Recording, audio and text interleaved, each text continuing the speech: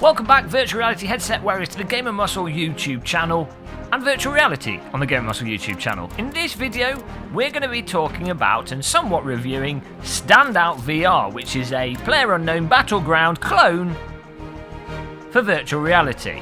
Now, at first you might think, oh bloody hell, not another Player Unknown Battleground clone, and you might then think, oh dear god, virtual reality is just a gimmick.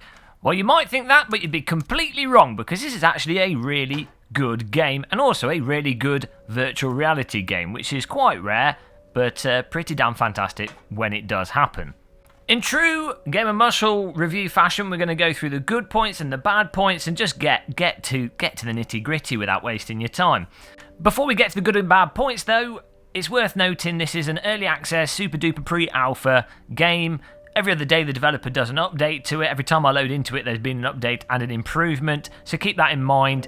But hopefully this video helps inform your purchasing choice, because it is there to buy now, so I think it's fair to actually talk about the game and somewhat review it in its current state as of the 16th of December. Good point number uno. First good thing with this game is it's active. There's people playing it every time I load into it. Probably waiting around in the main lobby for about 3 minutes, sometimes 2 minutes, sometimes 4 minutes, but you know, not very long. And then you get put into the actual game, and it's 30 people. You jump out of the aeroplane and you do the whole Player Unknown's Battle Royale business of getting squashed by a ginormous force field into a smaller zone with people dying all around you.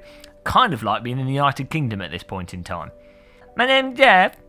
Good point number two. The fact that we all have microphones on the VR headsets mean that everybody is essentially going to have their mic on by default. You can mute your mic in the menu options and mute other people, but for the most part, everybody has a microphone on.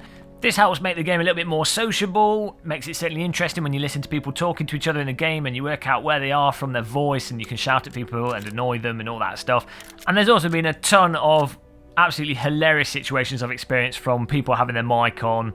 5-year-olds in the aeroplane. I don't know why you'd have a 5-year-old be babysat by 20 to 40-year-olds in a game revolving around killing each other. But then you also start to recognise the same voices, and when you ready up to a next game, you end up finding out that you're playing against the same people, and amusing situations come from that as well. And then situations where you might work together with someone who you recognise from their voice alone, which is quite cool and quite different to what I've experienced in other games that are similar to this. Also, you've got the combination of body language with the microphones. It just makes it feel a bit more believable, and certainly adds to the tense nature of some of the situations that occur in this game. I've just blown myself up with a hand grenade. Good point number three. The infantry system in this game is really nicely done, and by infantry system I mean I'm a man covered in a Velcro suit and all the weapons are made out of Velcro and you just stick them on your body. Just sticking weapons to you and ammunition to you might seem like a really silly way to do this, but it's really slick, makes it feel very natural, despite it not being natural at all, and just operates really well and really satisfying. You literally, when you find a weapon in a room, you pick it up, you typically put one clip into the weapon and load it, and then there's normally 2 or 3 other clips of ammunition. You stick them on your body. You can also stick the gun on your body if you want to by using the grip controller, putting the gun within sort of 30 centimeters of where your body would be, and letting go of it, and it just stays on you until your inventory is full and you can no longer Velcro more weapons or ammunition to you. But the freedom you have to put weapons in different places means that you know where you put that specific weapon. So you might be like, oh, I'll put a pistol on my hip, I'll put a gun on my right hand side, and I'll arrange the ammunition in a way that's easy to access. It is fantastic. I'm surprised other VR FPSs haven't done that. And also, in many ways, find it more intuitive than having to learn the arbitrary position for a certain gun placement that you find going from FPS to FPS in virtual reality.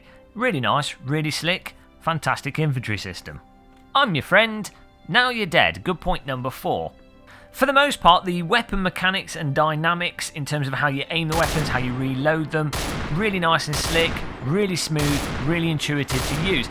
I would say though that the scopes are horrendous in terms of the 2 and 4 times zoom in scope, and the sniper rifle it's needlessly difficult to aim looking down the scope, especially if you're holding onto the weapons with two hands. If you're holding onto a weapon with one hand, it's easier than two hands, which doesn't make any sense at all. Hopefully that's something they'll smooth out.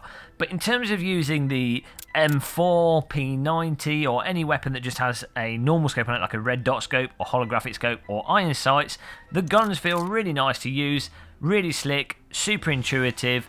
And I'd say for the most part, the closest game I can relate them to is something like Pavlov. It's not on the simulator side as, say, Onwards, more Pavlov, and kind of weirdly, the weapon dynamics in terms of the recoil, the sounds, and how they operate take me back to GoldenEye, the Nintendo 64, though obviously in virtual reality with all the benefits you have with proper aim and everything. I don't know why it makes me feel like I'm playing GoldenEye, but it could be the weapon models and just, as I say, the recoil and the subtleties. But there's something GoldenEye-esque about the weapons in this, which is nice, probably unintended, but I find really nice. Crucially, though, the weapons are satisfying to use, and you don't feel like they're overly clunky, and you feel like it's your fault when you die. You can also, in the menu system, alter the weapon tilt angle, so if you're using a Vive controller and you want to reorientate it so the default holding position points where you want it to, you've got that as an option, which is fantastic. Though I've been playing this with the Oculus Rift mostly, and with the touch controllers it seemed to line up as I would expect it to line up, just holding the controller out in front of me. Bullets go where I point the gun, basically. Absolutely fantastic gun mechanics in this.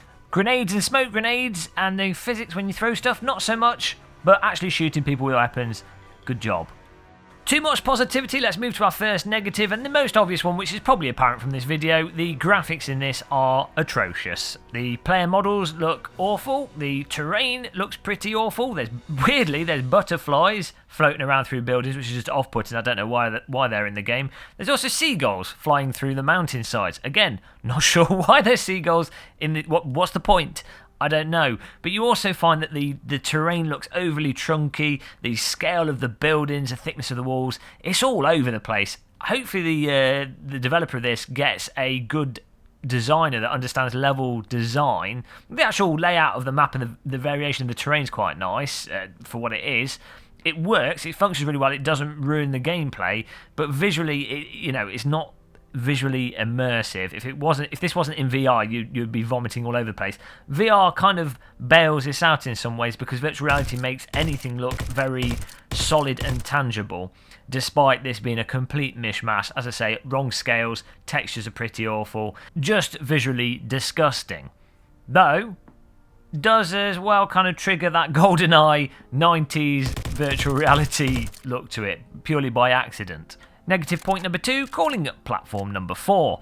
The performance of this game is also pretty terrible in that it's clearly not optimised. I'm sure this is probably because it's in beta, or maybe they really are just truly trying to copy Player Unknown's Battlegrounds, and you want a terrible frame rate to get the true experience. But you do tend to get stutter at random. The game looks really bad relative to how it performs. I mean, I'm fortunate in that I'm using a 1080 Ti with an i7-6700, but even then, we do have moments where it slows down and gets quite bogged down. And also, if you play the game for long periods of time, which does happen because this is bloody addictive, I found myself playing this for 3+ hours at a time. So that's a good sign for the game, but the longer you play it for, the worse the performance seems to get as well. So you kind of have to restart it every now and again. Hopefully that's a beta alpha thing. I would expect it to be a beta alpha thing, but the optimization performance is pretty terrible at this point in time, so keep that in mind if you've got a slower system. I think we can move to another good point, seeing as we kind of half did in the previous bad point, and that is this game is extraordinarily addictive. This probably is the most addictive virtual reality game I've played. I mean, it takes what's addictive about Player Unknown's Battleground, where you get sucked into it, and when you die, you're kind of like, oh, I might as well just have one more go because I didn't do as well, or I nearly won, but it didn't quite. I want to try something different, and you just get sucked into it. You want to play game after game after game, and you can approach it in so many different ways. It keeps a variety there, so you might want to spawn in and go straight for attacking people in a big village and just try and get as many kills, or you might want to try and do it stealthy like and maybe look for a sniper rifle or just go up to a hillside, or maybe go out into the distance, or maybe spawn right in the middle. You know, there's so many options and approaches. It just keeps you coming back for more, and I think it also accommodates different types of player style. So if you've got like a P90 and you're really active with your movement and you've got good aim, you can kind of approach this in a rather Quake-like way. But if you're a fan of games like Onwards and you like playing it in a very tactical way, using cover, leaning around corners and being very methodical about things, you can also do that as well. So it really does, as I say, accommodate lots of different players, accommodates you yourself trying different ways to play the game, and this will ruin your evening. You'll have a VR headset strapped to your face to the point that your flesh is effectively grown around the VR headset, and you've just turned into a 90s sci-fi film trope. I'd like to order a bad point, thank you, and that bad point is the audio. Now, the weapon audio is good, and as I say, the microphone and the voice audio is actually quite nice and clear, but there's environmental sounds that are totally broken at the moment. Again, probably part of the beta. When you run past buildings, you can hear stuff reloading and spawning in, and the vehicles constantly start up as if they're possessed by a ghost rider, and it's really off-putting, and it's irritating and slightly annoying. It doesn't break the game, it doesn't ruin it, but the general ambient audio, it just isn't there yet. So chalk that down to it being in development, but it's just not that good and it's slightly off-putting. And the final point is going to be a good point, and I have to say the movement, the player movement in this game and the navigation is really nicely done. Surprising really how a indie alpha does movement better than some of these supposedly AAA VR titles that have come out recently, in that this uses free locomotion, so be aware if you're new to VR that might make you feel motion sick, but those of us that are veterans of virtual reality, I find this super comfortable. In fact, I find this more comfortable than Pavlov and Onwards. There's no smoothing or anything, it's straight into a run, and what it actually does really nicely with the movement is that the run speed is controlled by, if you pull up your gun to look down the sight, that makes you walk automatically and also makes you walk quieter, which is fantastic and probably the slickest implementation of that. Onwards does have that to some extent, depending on if you're looking straight ahead and where you point your gun, but this is just done so much more fluidly and naturally, to the point where you don't even think about it or notice it. It just happens initially, and I was like, oh, that's a surprise, and it's really good.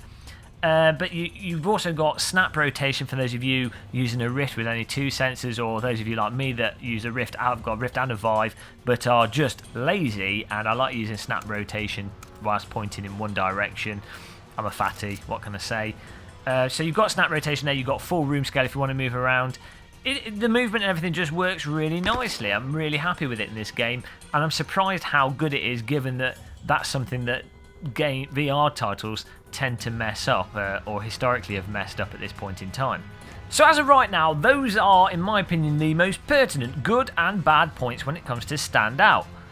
I would say pick this up straight away. I bought it expecting to play it for 2 hours or an hour and a half and return it thinking, A, I thought it was going to be dead, it's not, and B, I thought it was just going to be rubbish. It's not. Absolutely superb. It's on sale at the moment. I think I paid £11 for it. I've definitely got that value from it already. So I highly recommend this game.